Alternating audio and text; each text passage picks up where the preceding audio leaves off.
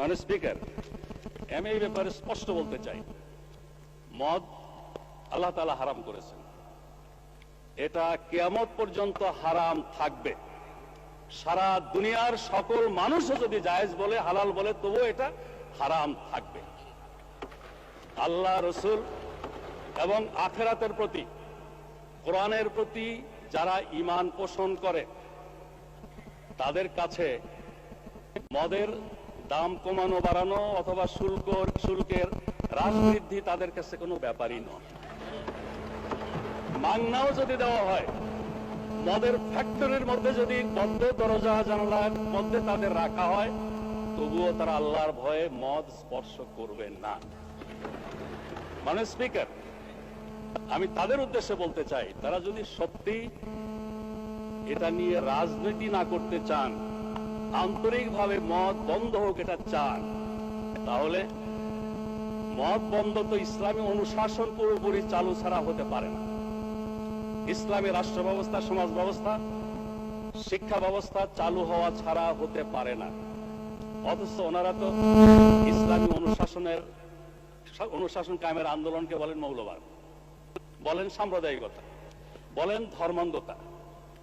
যতদিন তারা ইসলামী রাষ্ট্র ব্যবস্থা, সমাজ ব্যবস্থার আন্দোলনকে মৌলবাদ, সাম্প্রদায়িকতা, ধর্মান্ধতা বলা বন্ধ না করছেন, ততদিন মদের ব্যাপারে তাদের কোনো প্রশ্ন তোলার অধিকার নাই। মানে স্পিকার, আমি স্পষ্ট বলতে চাই, মদ শুধু ইসলামেই নিষিদ্ধ নয়, সকল ধর্মের দৃষ্টিতেই এটা একটা ক্ষতিকর জিনিস। ধর্মকর্ম যারা মানে না তাদের দৃষ্টিতে এটা ক্ষতিকর জিনিস। কিন্তু শুধু আইন করে এটা বন্ধ করা সম্ভব নয়। 1920 সনে আমেরিকা কংগ্রেসের সিদ্ধান্তের ভিত্তিতে এবং সংখ্যাগরিষ্ঠ জনগণের ঐক্যমতের ভিত্তিতে মদ নিষিদ্ধ করেছিল। মদ থেকে তাদের জাতিকে দূরে রাখার জন্য কোটি কোটি পৃষ্ঠা বুকলেট, লিফলেট, হ্যান্ডবিল প্রচার করেছিল। তখনকার আপ টু ডেট, মানে স্পিকার, হলুদ বাতি জ্বালালে আমি থেমে যাই। আমাকে নিয়ে অনেক কথা হয়েছে, আমার দলকে নিয়ে অনেক কথা হয়েছে এই পার্লামেন্টে, সেগুলোর জবাব দেওয়ার সুযোগটা অন্তত আমাকে দেবেন মানে স্পিকার, আমি আশা করি। তাই বলছিলাম, আমেরিকাতে এভাবে মদ বন্ধের সিদ্ধান্ত নিয়েছিল 1920 সনে। 1933 আবার এই সিদ্ধান্ত প্রত্যাহার করতে হয়েছিল। এই সিদ্ধান্ত কার্যকর করতে গিয়ে 200 লোক নিহত হয়েছিল, 5 লক্ষাধিক লোককে কারাবন্দী করা হয়েছিল এবং লক্ষ কোটি কোটি ডলার জরিমানা করা হয়েছিল, সম্পত্তি বাজেয়াপ্ত করা হয়েছিল। তারপরে এটা বন্ধ হয়নি। মানে স্পিকার, এই ব্যাপারে আরেকটা পিকচার আমি আপনার সামনে আনতে চাই। 1400 বছর আগে জনাবে মুহাম্মদুর রাসূলুল্লাহ সাল্লাল্লাহু আলাইহি ওয়াসাল্লাম যখন ইসলামের দাওয়াত দিচ্ছিলেন, সেই যুগটাকে বলা হয় আইয়ামে জাহিলিয়া। তখনকার দিনে মানুষের মদের আসক্তি আরো অনেক বেশি ছিল। আরবি ভাষায় দেখেছি মদের নাম 200-এরও বেশি। তাদের কাব্য সাহিত্যে মদের বন্দনায় ভরপুর। সেখানে বাড়িতে বাড়িতে মদের মটকি ছিল। আমেরিকার মতো এরকম প্রচার মিডিয়া ছিল না মোটিভেশনের জন্য।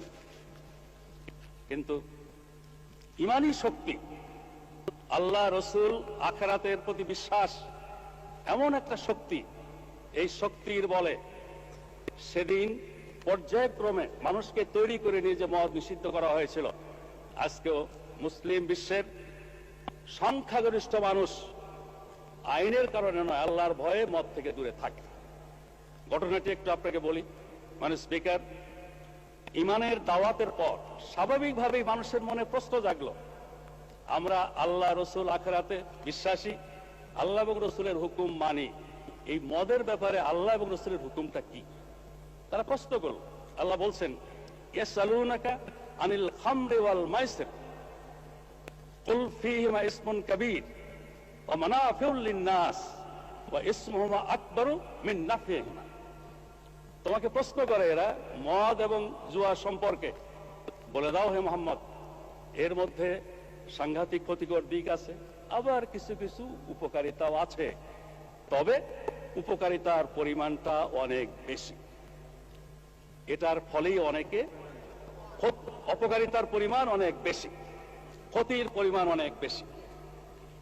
এটার মধ্যে যে মেসেজ ছিল, বুদ্ধিমানেরা এটার ভিত্তিতে মদ ছাড়া শুরু করলো। সেকেন্ড স্টেজে এসে বলা হলো, লা তাকরাবুস সালাহ ওয়া আনতুম সুকারা, মদের নেশা থাকা অবস্থায় নামাজের কাছেও যেও না। নামাজ তো আগেই ফরজ হয়েছে, কিন্তু অতি বুদ্ধিমানেরা শুরু করলো কি, ফজর আর জোহরের মাঝখানে এমন একটা সময় সিলেক্ট করে যাতে জোহরের সময় আসার আগে নেশা কেটে যায়। একটা পর্যায়ের পরে একটা থার্ড স্টেজে এসে বলা হলো, ইন্নামাল খামরু ওয়াল মাইসিরু ওয়াল আনসাব ওয়াল আজলাম রিজসুম মিন আমালিশ শায়তান ফাসতানিবুহু লাআল্লাকুম তুফলিহুন। এই মদ, এই জুয়া, এই মূর্তি, এই পাশা খেলা, এগুলো শয়তানের কাজ। তোমরা এগুলো বর্জন করো, এগুলো থেকে বিরত হও, যাতে করে তোমরা সফল কাম হতে পারো। এই অ্যানাউন্সমেন্টের সাথে সাথে মদের পেয়ালা কারো মুখের কাছে ছিল, ফেলে দিয়েছে। কেউ খাওয়ার পরে মুখে আঙুল দিয়ে বমি করে দিয়েছে। বাড়িতে যেই সঞ্চয় ছিল এগুলো সব মটকি টটকি ভেঙে দিয়েছে, মদের স্রোত বয়ে গেছে। এরপরে আর এই মদকে আজ পর্যন্ত হালাল করার কোনো প্রয়োজন হয়নি। আওয়ামী লীগের বন্ধুরা যদি সত্যিই আন্তরিক হন মদের ব্যাপারে, তাহলে আসুন আমাদের সাথে ইসলামী রাষ্ট্র প্রতিষ্ঠার আন্দোলনে শরীক হন। ইসলামী সমাজ ব্যবস্থা, ইসলামী বিচার ব্যবস্থা, শরিয়া আইন কায়েমের আন্দোলনে শরীক হন। তাহলে এই কথা বলবেন, না হলে এই কথা দয়া করে বলবেন না।